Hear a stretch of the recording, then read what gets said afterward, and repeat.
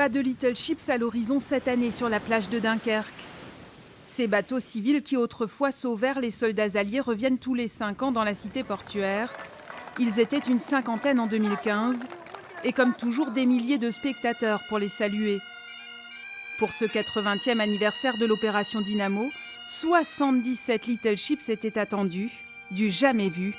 10 jours de commémoration prévus. Tout est annulé. C'est un moment un peu particulier dans l'histoire de la ville qui, quelque part, rythme tous les 5 ans. Donc c'est vrai que c'est un crève-cœur, mais en ce moment, on a beaucoup de crève-cœur avec les circonstances sanitaires. Mais bon, on va dire que c'est remis à l'année prochaine. Du 27 mai au 4 juin 1940, 9 jours qui vont changer le cours de l'histoire. Pris en étau par la Wehrmacht, bombardés par la Luftwaffe, les Alliés sont acculés dans la poche de Dunkerque. L'état-major britannique mobilise alors toute une flotte civile de péniches, de chalutiers et de petits yachts.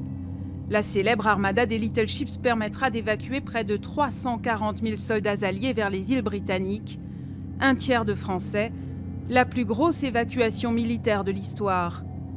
Mais l'opération Dynamo laissera aussi derrière elle 12 000 morts et 35 000 prisonniers.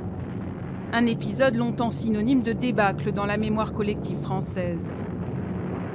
Du point de vue britannique, c'est vécu un peu comme une première victoire, puisqu'on résiste à l'armée, on arrive à se sauver du piège tendu par les Allemands autour de Dunkerque, à sauver une grande partie de l'armée vers les îles britanniques et pouvoir continuer cette résistance à la barbarie nazie. Pendant les commémorations, le musée dédié à cette histoire aurait dû accueillir 1200 écoliers dunkerquois. Il ne rouvrira pas ses portes avant la mi-juin. Seul événement maintenu pour célébrer l'esprit de Dunkerque, ce moment clé de la Seconde Guerre mondiale. Une petite cérémonie aura lieu devant le monument des Alliés mercredi prochain. Le public n'est pas convié.